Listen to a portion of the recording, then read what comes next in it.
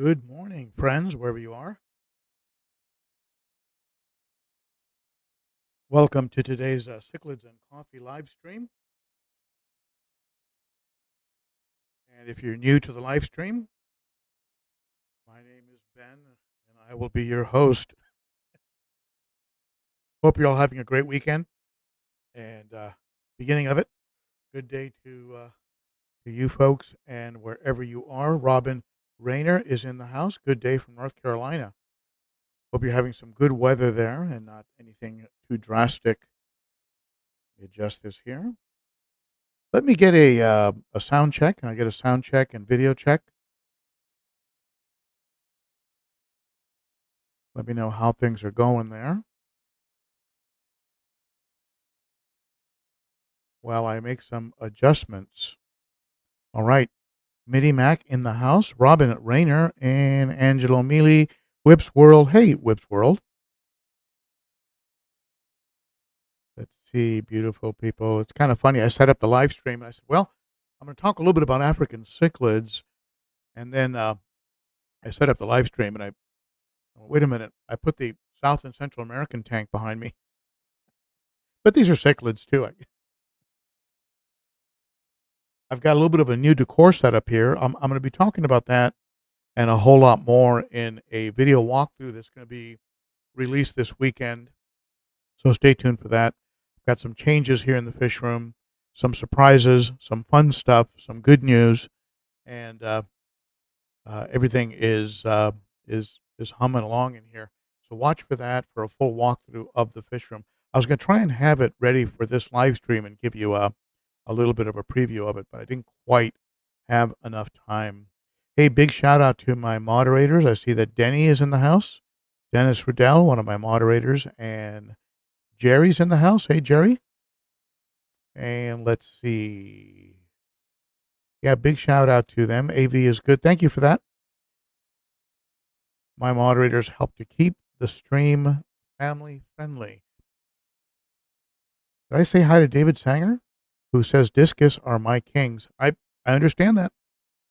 I get it. Discus are special. We all feel that the fish that we keep are the kings, but definitely there's a lot of interest in cichlids, African cichlids in particular, cichlids in general, and there's reasons for that I'll be talking about. Hey, Z-Zip in the house, and Keith is here. Hey, Keith.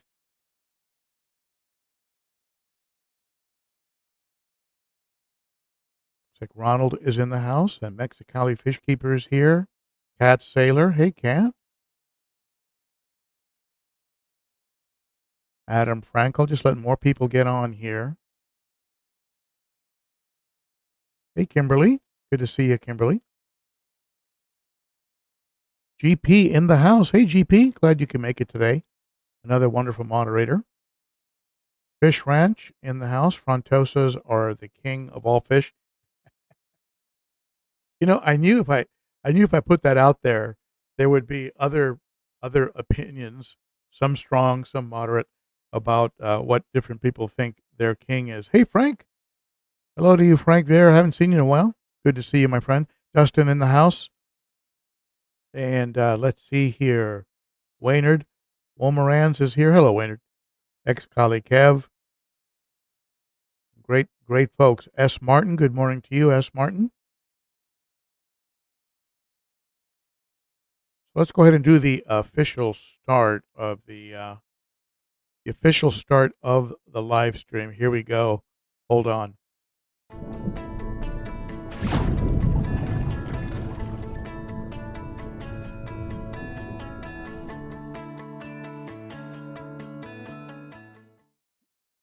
Okay, it's official. So, as you know, right before we get underway, I do want to give a couple very quick shout outs. And one of them is to channel sponsor Cunningham Cichlids. Be sure to check out, I can still call them Cunningham Cichlids. Hard to break that habit. Cunningham Tropicals. Check them out and use the ben.o.15 discount code for 15% off on fish and ben.o.10 for 10% off on dry goods. Check them out at cunninghamtropicals.com. He's always getting new stuff in, and he does post the videos on YouTube, but he also posts them, I believe, he posts links to his updates. So keep up with what he's got in stock there as well. If you shop on Amazon, and who in today's world doesn't, consider using this to get to Amazon. If you use amazon.com/shop/ben.o.cichlid, you will actually be giving a credit to the channel, regardless of whether you buy anything from my Amazon store or not. It still gives a credit to the channel. Great way to support the channel without really that much hassle. Just using that to get to Amazon. Let's see. All right, another big shout out to my Patreon supporters. These are folks who support the channel on a monthly basis and starts for as little as $3 a month. The details are under the video in the description. So big shout out to all of the Garage Gang members. And the ones with the little asterisks are the ones that are going above and beyond with extra large monthly contributions, and I appreciate them very, very much. As I like to say, it makes a bigger difference than you know in helping to keep things rolling. One last thing, and I promise I'll be done. Visit the Teespring store for channel swag, coffee cups, T-shirts, things of that nature, sweatshirts, hoodies, things like that, all over at the Teespring store. Check it out if you get a chance. I've got a lot of stuff there. I'm trying to create more content, more products for the store. We'll see how that goes. All right. So let's talk a little bit about African cichlids. They were my sort of first love on YouTube. And by that, what I mean is, if you go back to my original YouTube video, what you'll see is a tank with some discus in it. But it was a little bit too small to continue with discus, so I ended up swapping them out for some very small African cichlids that I grew out. Just a complete mishmash of cichlids from different lakes. And if the word cichlid was in the name at the fish store, I'd buy one and put it in there. So I really didn't have any idea what I was doing, and I paid the price. I lost some fish to aggression and other things, but little by little, I started catching on, and I never lost the actual love I had for the fish. Now, what drew me to the fish? Well, certainly color. I mean, the color of cichlids and the sort of bright, translucence and the blues that you get, the different shades of blue and the yellows. And sometimes the reds you get in African cichlids are spectacular. They also have, apart from color, they also have a nice variety of shapes, from your eye biter to your, to your longer, like your trouts, your Taiwan reefs. I mean, the rounder ones. There's just a nice variety of shapes and colors. Plus, you get that size, that real nice size. And a lot of them don't get like Oscar size, like you don't get the kind of, come on over here, Oscar. You don't get that kind of wide, heavy. It's more of a slender size, more of a slimmer size, but they still get bulky and big. I'm looking at a Coengi right now. He's pretty beefy. Not quite as beefy as you get with these guys. Oh, look at that. The chocolate is actually facing off with the Oscar. But you see this kind of a width. You don't really kind of see that kind of with the Africans per se. But you do get size. You also get very unusual breeding behavior. The the making of pits. They make these large craters and pits in the substrate, and they do their breeding dances. And of course, the females, they're mouth brooders, where the females will hold the eggs and until they actually, hatch, and even as fry, as little teeny wigglers, they'll still stay in the mouth of the mother. It's just a very, it's just a very interesting, breeding type cycle that they go through. I think it goes like 20, 22 days where the female will not eat, and of course, loses weight, relies on any fat that she may have had stored to live off of while she's uh, while she's holding these eggs and wigglers. So it's just another good reason to feed your fish good food, because she has to store a lot of good quality nutrition in her body before she can carry those eggs for a while and not eat in the process. But they're just now the downside of it. I mean, look, let's be honest. There is a downside, and that is that sometimes they do kill each other. I mean, they can become very territorial. They can trigger. I mean, something can trigger them. I've never really. I still have had times where I haven't figured out what the heck set a fish off. And you go to bed and all your fish are looking good. Everyone seems to be calm and getting along, and the next morning, one or two fish are dead, and some fish is strutting around, and he's got all the other fish corralled in the back corner of the tank. Everybody's afraid to come out, and it's it it's part of the African cichlid hobby. That's why African cichlids are not for everybody. They do come with a very unpredictable to some degree temperament, and that can become very violent very quickly. And anyone who's kept African cichlids for any amount of time has had, you know, at least one, and probably a lot more than that, times when something went really bad, went south real fast.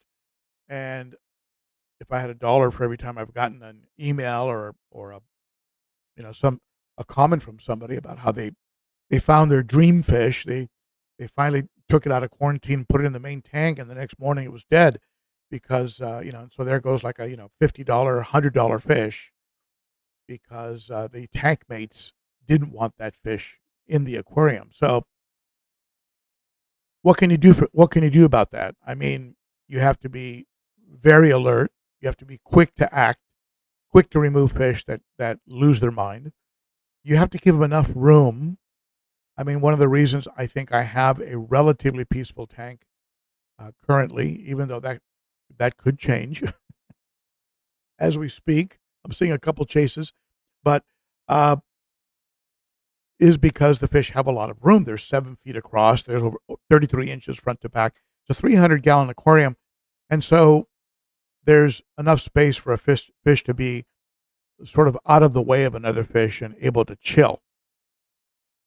So anyone who wants to keep African, Lake Malawi cichlids, I would say eventually you're going to need a 6 foot across, 125 minimum, 120, 125 tank, and ideally more, ideally larger. Your 150s, 180s, right? 210s, 300s. Those are all even more desirable as these fish get bigger. Unless you keep them up to a certain size and then you go and trade them in or put them on Craigslist or something. But, part of the fun of these fish is also watching them become monsters, become these big, hefty fish that, like watching the trout put on length and really need that turnaround room that a 300-gallon provides, or watching that Koengi become a big beast. I redecorated the 300-gallon. It has less decor in it.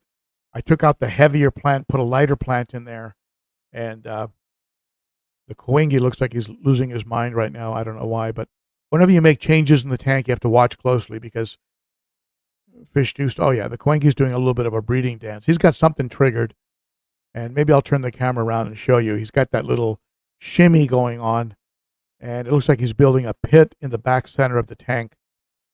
The that will pass. The trout used to do that very frequently, especially after water changes, and has stopped doing it. I don't know why. And now all of a sudden the coingi is doing it. So they'll build a pit. There's no females in the tank, so you don't know what they're thinking. But they'll build a pit and guard that pit, I guess, on the off chance that a female might come wandering by. You never know. You gotta plan and hope for the best.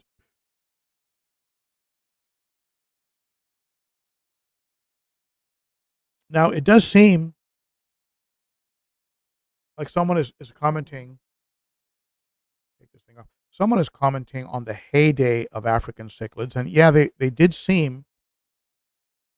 It did seem like they were more popular. I would say 5 or 6 years ago, maybe 10 years ago. There was just about everything you saw was about African. A lot of African cichlid content, and even myself, I've diversified. I have other fish in here, and if things keep going the way they're going, I'll probably end up with just plecos.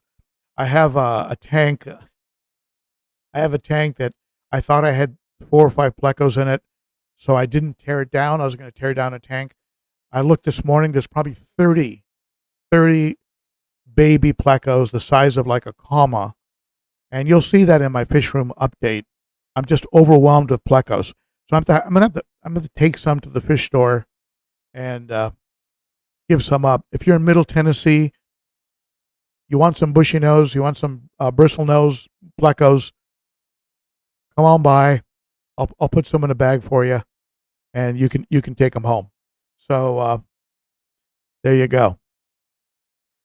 But in the last probably 5 years, I've also received emails and comments from people that say they've left the African cichlid world because of aggression, and it does. You have the aggression point, which can be very upsetting, to lose a beautiful fish because another fish took them out. You also have the filtration and aquarium size requirements, which are not very practical for some people. I mean, putting a 300-gallon, 7-foot across tank in an upstairs apartment building is not really that practical, not really recommended, not just for size, but for weight reasons. So I've noticed some folks transitioning out of African cichlids and moving into planted community tanks, maybe smaller cichlids like your crebensis and things like that, or maybe a milder, more mellow fish, guppies, betta, keeping a single betta. So people will sometimes leave it because of the aggression. I get it. And but in my mind, when an African cichlid tank is getting along, which knock on wood, has been pretty common in my fish room, and the colors are popping. You've got the size and color and active, very very active behavior, constant swimming. They're really hard to beat. They really are hard to beat, and you'll probably get with African cichlids when the colors are popping. You're probably most likely to get that comment, are these saltwater fish? Which some say they may have evolved from saltwater, that the rift lakes actually separated out from the ocean and became over time freshwater fish. So you might have that going on. You might get that best compliment that I think a freshwater fish keeper can get is, are these saltwater fish? I mean, saltwater, I'm a freshwater guy, but I'll be the first to admit, nothing competes with saltwater with color, fish markings, with shapes, with crazy shapes. I was at the Aquatic Critter a couple days ago with my granddaughter. I just couldn't believe the shapes of some of these fish, and the colors were insane colors, patterns, shape, just nuts, absolutely nuts. So the best compliment I think are those saltwater fish. Do you get that with other fish? Yeah, I think so. I think so. And you know me, I love discus. I hope to have discus soon. I think some of the fish in this tank, in particular the Salvini, have colors that would maybe be comparable to a saltwater. Some of the patterns on the Oscar I think are beautiful. The muted colors on this ginormous Vieja I think are very pretty. You gonna follow me around? You can see the Severum back here. Can you see it? Get the fish cam on. Give you a close up.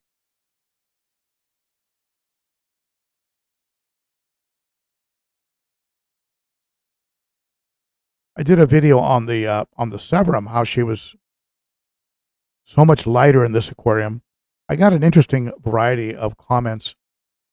Some that the Severum was gonna die because he was obviously very ill, and that those colors were the mark of stress. But you can see this Severum is not. This Severum is not that stressed. He's hanging out.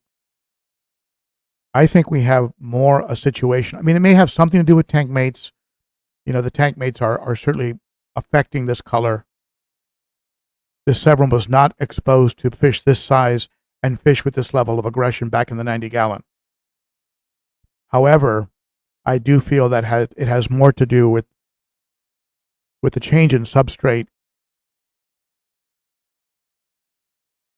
and the change in, you have a change in lighting, substrate, background is similar, decor is different, but definitely tank mates and a substrate have made this into a very different fish. And I like this color on this Severum a lot more. There goes the firemouth going after everybody.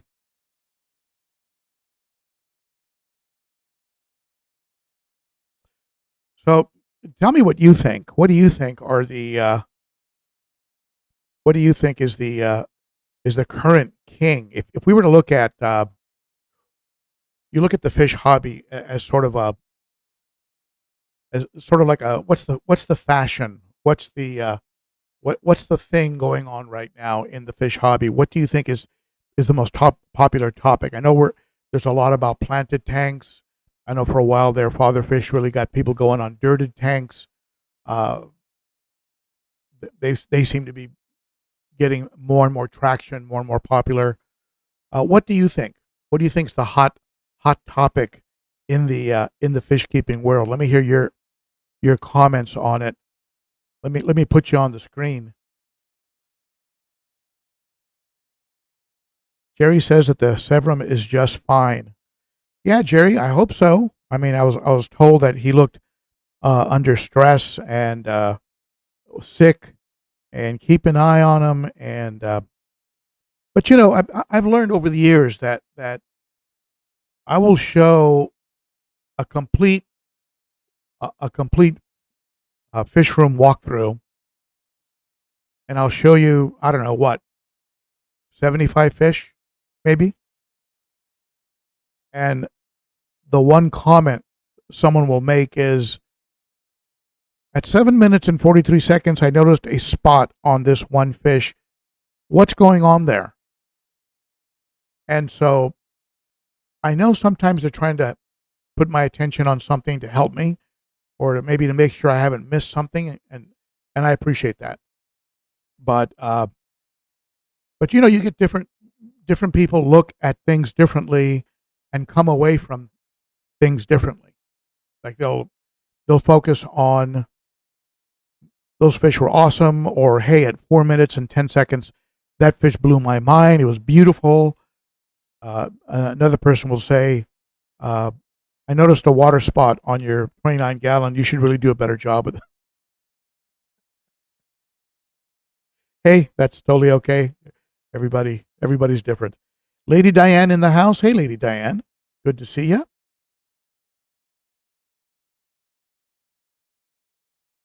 Alishan A.S. Alishan, am I pronouncing that right? Planted and nano tanks, uncommon plecos and cory cats. I agree. I see a lot of a lot of posts about those topics. I had no idea. I had no idea there were so many varieties of cories. But if you go to Cunningham Tropicals, you go to Dan's, uh, even Aquarium Co-op, you'll see so many wild varieties of cory cats. I think they're awesome. I just took the cories out of my 20-gallon and put them into my 55, and they're all hanging out together, even though there are different types of cory. It's just really cute, just the way they like to play together and hang out. And it makes more and more sense to me that they should be kept in groups.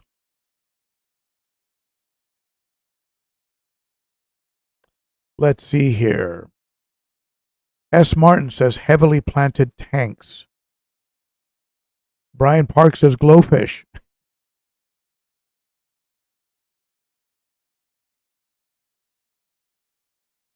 Well, look, I've got to admit, when I took River, my granddaughter, to the fish store a couple days ago, when the glowfish tank that they have is really high up, and so I had to pick her up off the floor, which doesn't make sense to me, because you'd figure that would be a fish that would hook children, small kids, and get them to get their parents to get them some, right?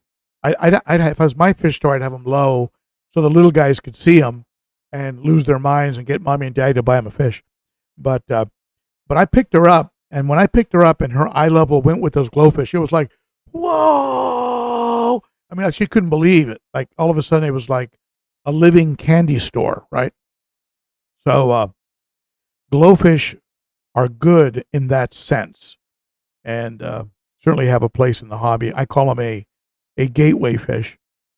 A lot of planted, and you look at what's being sold in the stores, you'll see a lot of little mini tanks. You even see them with saltwater. They have these small little cubes. I mean, you could have a little coral reef on your desk with a built-in, like a built-in sump in the back, like the back 2-inch wide section is like a little overflow and a filtration unit that keeps water movement going, and it's like a plug and play coral reef. So these little nano tanks are also real popular. Very little maintenance. Let's see here. Waynard says Tanganyikans can be less aggressive than Malawis. Most aggression. Well, yeah, space has a lot to do with it. And I did have at one point some Tanganyikans. I did find that they were, or maybe they were. No, I take it back. I'm sorry. They were Lake Victoria. They were Victorians, and they were very aggressive, extremely aggressive. So anyway, let's see here.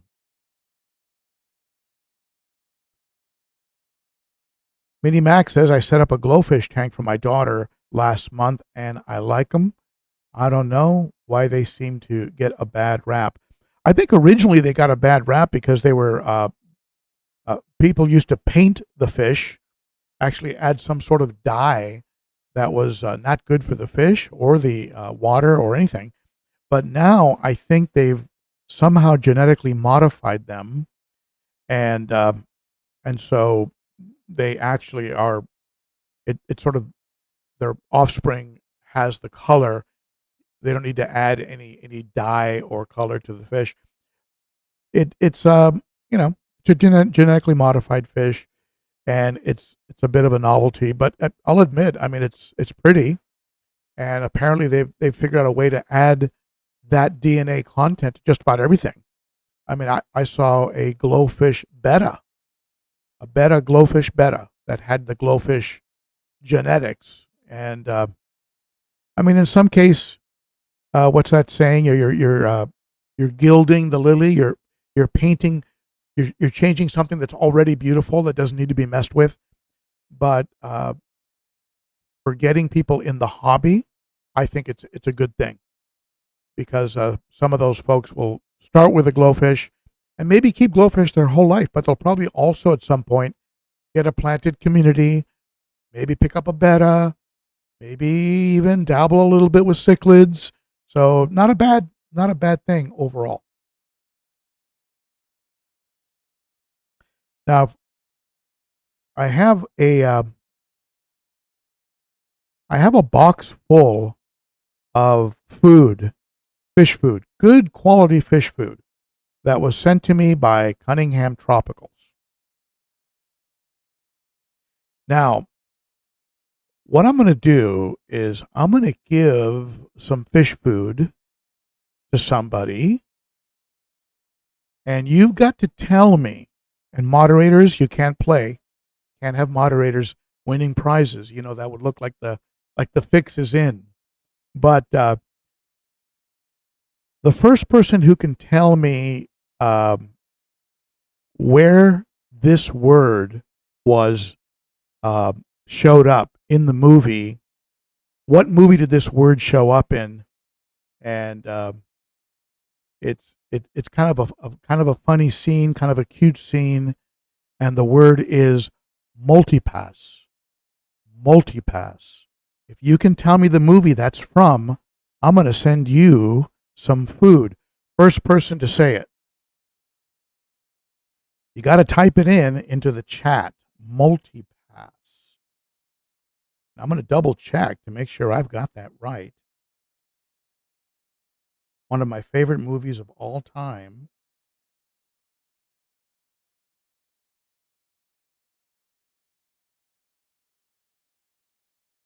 Whip's World, dude. He got it. He got it. I don't have to look it up. He got it.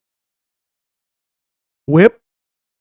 I don't know. You're almost an honorary moderator, but you got it, my friend. Dustin had it too. Came in a close second. I'll tell you what, Dustin and Whip, and I probably have it on file. Send me your address. Send me your complete name and mailing address to ben.o.cichlid at gmail.com. Tell me what fish you would like some food for, and I'm going to send you some fish from, I'm going to send you some food from Cunningham Tropicals. Great stuff. Jerry tried it out and says his fish love it.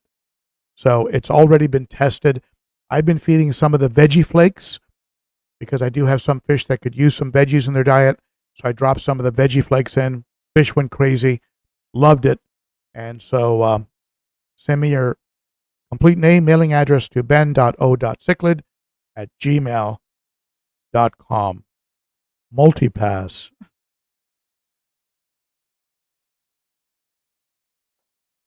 All right, that was quick. My goodness. One of my favorite movies of all time. All right. Any questions that you have for me, let's go ahead and share them on the chat. And I think as long as I have some of that food here, I think we'll do a Cunningham cichlid. We'll do Cunningham, we'll do Northfin occasionally, and we'll do Sarah. We'll do food giveaways. Let's just do it. Let's just go ahead and do it every week, and go ahead and we'll do like a little movie trivia question each week, and we'll throw some food out there, and there you go. There's Jerry. Jerry attesting.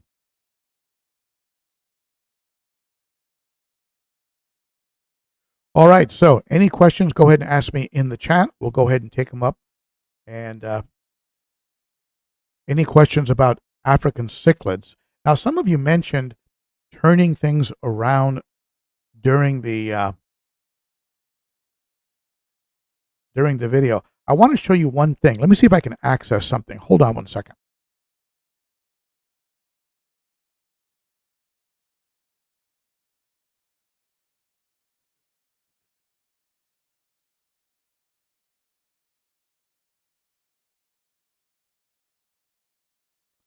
I have some real good news, and let me see if I can get it over there. Hold on one second.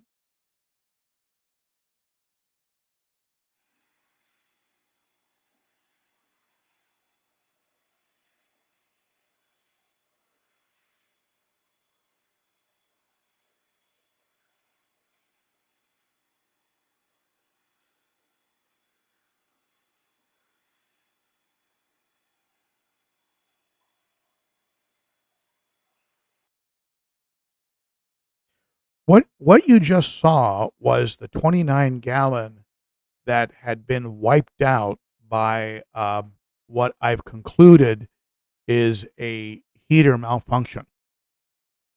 And I'm releasing a video probably this afternoon on how to bring a tank back,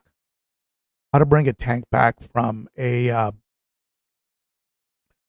from something that wipes the entire tank out. So that video is going to come out this afternoon. And the good news is, and you're the first ones to hear it, is that that aquarium is now functioning and it's supporting life. I've had 5 little neon tetras in there. I've had 2 plecos in there, and it's fine. That aquarium is now fine. So I'm gonna be I'm talking with Josh about possibly throwing some rasboras and maybe some rummy nose in there, fish that I'll quarantine for 30 days and then bring over to the planted aquarium. So very, very good news that that aquarium that was completely wiped out now is supporting life, and you can see these little neons look great.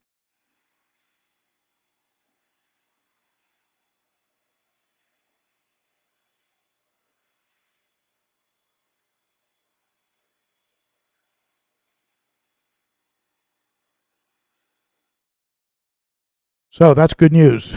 I mean, what do you do after a tank crashes? Everything dies. I mean, there are people that tear them down. That they run hydrogen peroxide over everything. They bleach every. I mean, there's everybody operates differently. But anyway, watch for that video. It'll be out this afternoon. Uh, Tomorrow, I'm going to have a video on an update on the algae scrubber. Do you remember that video on the algae scrubber? I talked about how to control algae and reduce nitrates. And it's almost, you really can't, unless you put them in the sump or have some type of a aquaponic system, it's really almost impossible to use plants with plant destroying fish that love to chew on plants and love to dig. So an algae scrubber becomes a viable alternative, a desirable alternative. So I put an algae scrubber in the sump, and they can take a little while to mature, and by mature or to cure, by that what I mean is to develop algae. So I'll give you an update on that. That should be out tomorrow. And I have an update of a walkthrough that covers some things about the 29 that crashed. I'll show you the massive number of baby plecos I have, which I thought were 5, but are actually 30. And I'll show you how the cories are doing in the 55, how my albino Ochart are doing. You'll get a full update on everything on that fish room walkthrough. So watch for that. All right, so let's get back to any questions that you might have.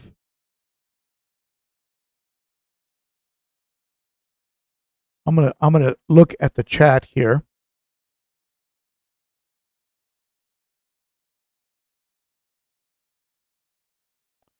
Lady Diane talking about pleasing the girls is necessary. I don't even want to know how you got there.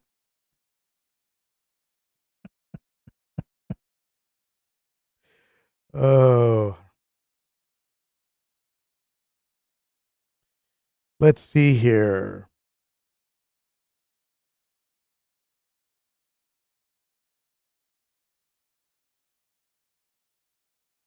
Well, okay, Whip. It's your call, buddy. If you want the food, you let me know. And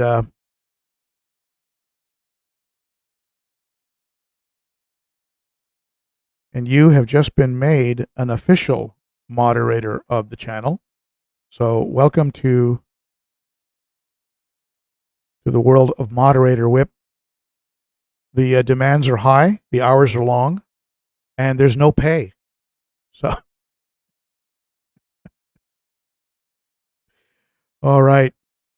So let's take a look here. Any questions? Hit me now. Now's a good time.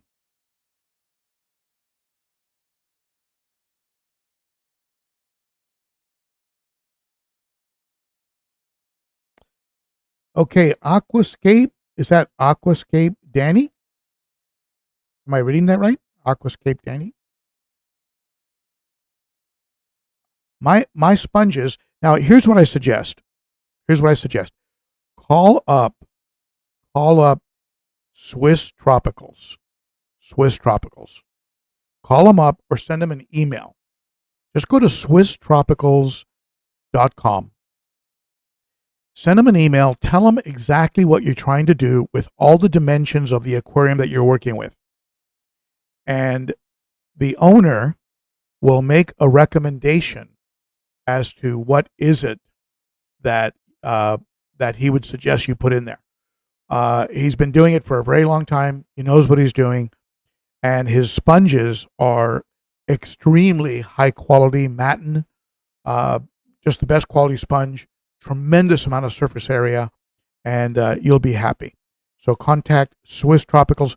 If one of the moderators has a link they can share for Swiss Tropicals, go ahead and share it in the chat. And one of my favorite companies to deal with. Now, heads up, they're not cheap. They're not cheap. They're expensive. You'll never have to replace those sponges. You'll have them for the rest of your life. You'll take them out. You'll rinse them maybe a couple times a year from a sump, and put them right back in, and no worries. You'll never have to worry about them. But they're not cheap. So heads up.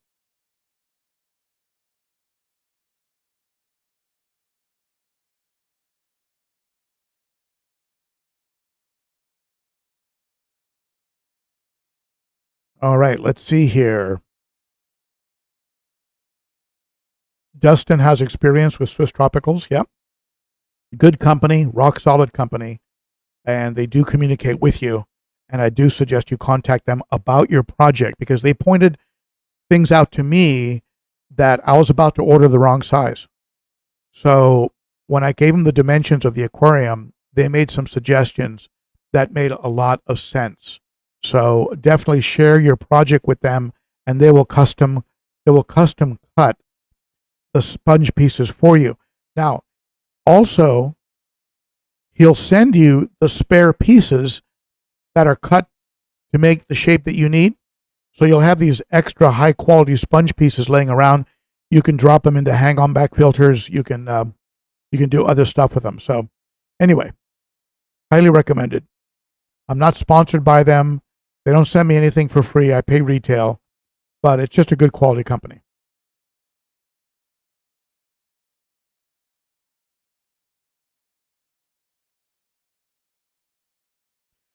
Brian Park is asking about Prime, and yes, Brian, if I let's say I went away, I missed a water change, or I added more stock, and that might have run the nitrates up a little bit. Yes, I will throw a little bit of Prime in there, or Fritz Complete, or whatever it is I'm using to help with that. Ultimately, I mean, you've got to handle it with water changes and things like that. But yes, I have used it that way.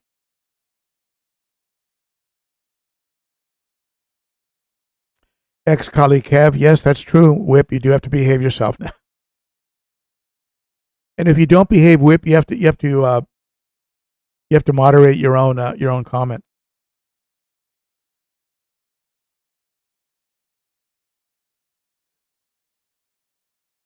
Kent AJDK, hello to you too, my friend. TA420NK, look at that shiny new wrench. What? What?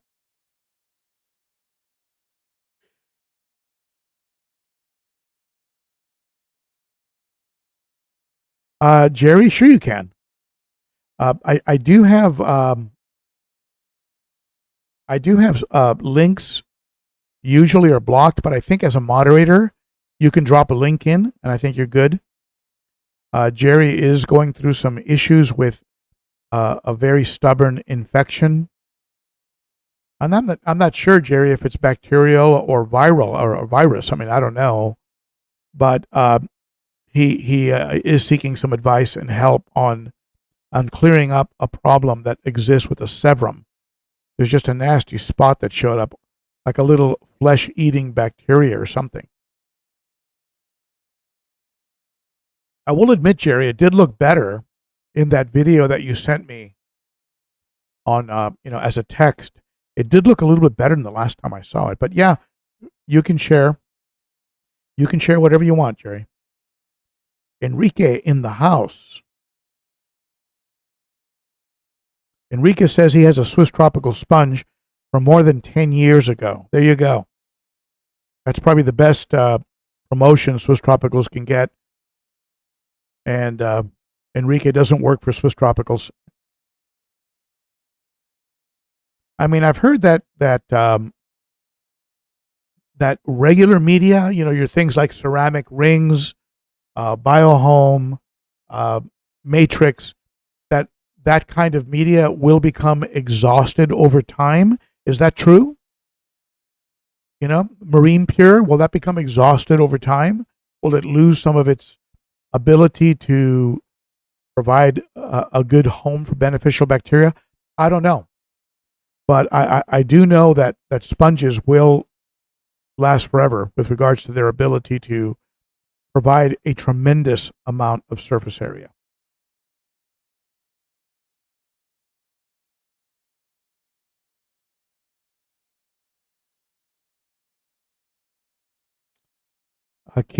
Jerry Keith says to try some salt. I'm sure maybe you've tried salt already. Alishan A.S. Cichlid dithers will depend on the species. I have used giant danios, larger rainbow fish, and larger African tetras in the past. Guess we're talking about ditherfish in a cichlid tank. Of course, in this tank here, I have a good number of good-sized silver dollars that have really put on size since I put them in this tank. You can see one of them there. They tend to stay in the back third of the aquarium in a little bunch, a little pack of them. A couple of the more prominent males have nice red anal fin markings. They're not red hooks, but they do have some nice markings. So we can get the Salvini out here. Come on, Sally. Sally the Salvini. Get out here.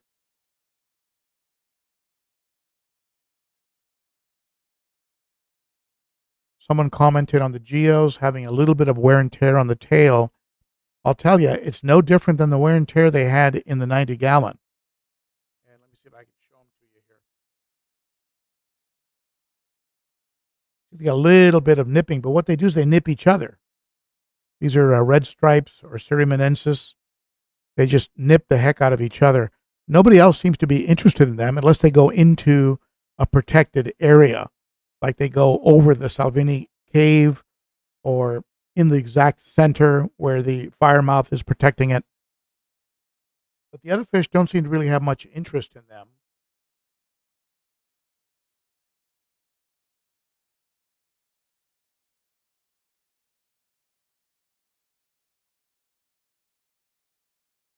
Give you a close-up here of what's going on.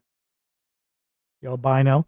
Now this plant is a different plant than the one I had in before, and I also changed the plant on the other side. So it's given the fish a little bit more of a chill space, a little bit of a break in the line of sight. I had to pull out the old ones and give them a bleach wash. And I mean, these plants are so detailed, they're almost impossible to clean. But this one here is a new plant. And you can tell that the wave maker is on the way it's flying around.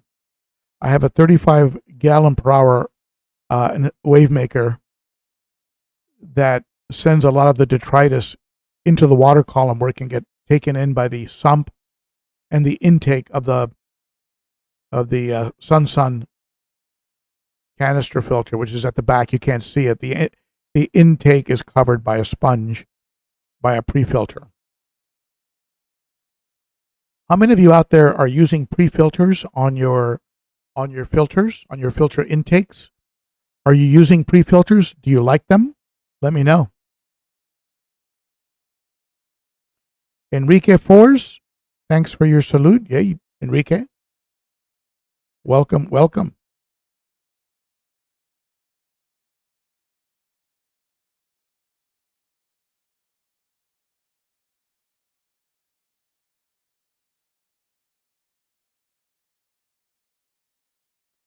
Whipswirl used angels as dithers in my 210 Predator tank.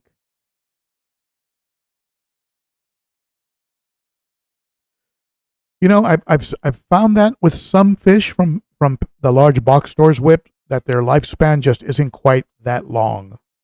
But I don't know why that is. Maybe just the general quality of life. And I do think that giant Danios would be great dither fish. I love the way they're constantly swimming around. Very, very cool looking fish, I think. Not a tremendous amount of color, but you know what you lack in color, you make up in activity, which I think is very, very cool. And Midi Mac, I've got Roselines. Roselines are awesome. I would have picked some up a couple days ago, but they were like $40 a piece. I like to get some smaller ones and grow them out, but they are beautiful fish. Jerry uses pre-filters. Yeah, I think they're game changers in my opinion. They definitely allow me to go 6 to 9 months between opening up a canister filter.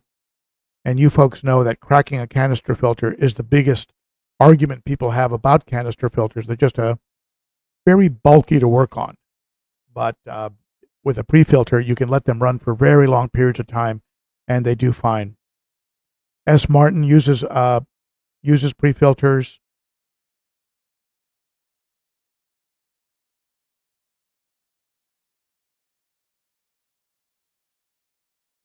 Kendall, you know, I've thought about the Congos as a ditherfish.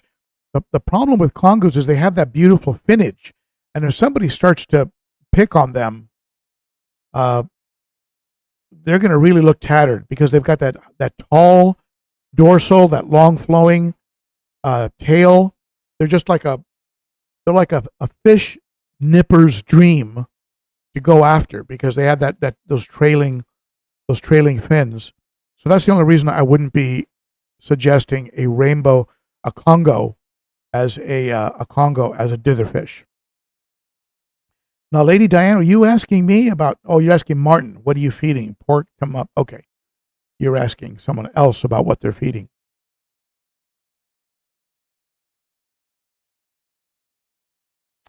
All right.